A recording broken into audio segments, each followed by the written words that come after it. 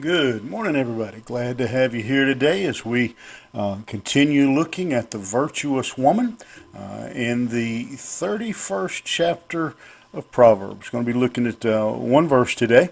And again, we're just kind of taking, as we have through the book, in sections, each logical section.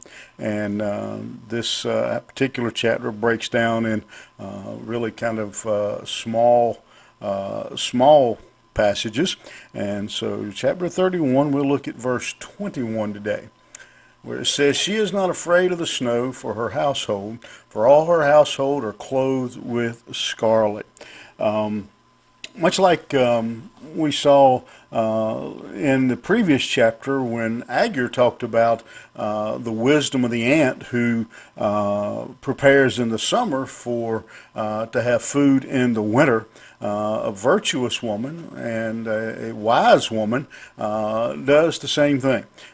She makes sure that her family has what they will need when the snow comes. She doesn't wait till the snow starts falling to go find them a jacket. She doesn't wait till it gets cold to find them a hat and gloves.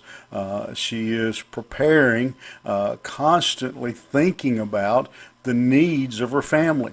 And in this case, she would have been running down to the Walmart to buy them a jacket. She would have been knitting. She would have been making, weaving them whatever they might need so that they would be covered up and clothed warm in the winter. But not just with any old rag. She says her household's clothed with scarlet.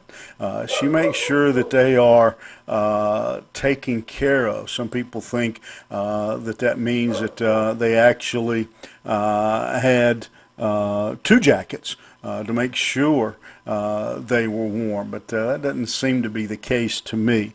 I think it has something to do with the color. Scarlet was an expensive dye to possess at the time, and so she wanted to make sure that they had not just any old rag thrown around them, but that they were well taken care of, that her family had what they needed. And so, again, we have another example here, and perhaps some of you can identify with this with your own mother, grandmother. That I was thinking as I was talking, I didn't never actually, it was one of those things bouncing around in my head that never made it all the way out. Now here it comes.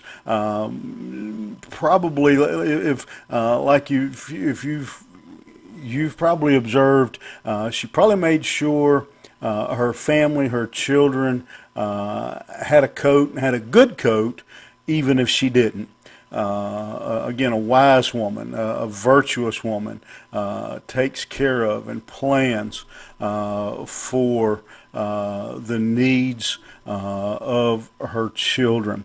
And I think the application or the implication, I guess, here is more than just the coats.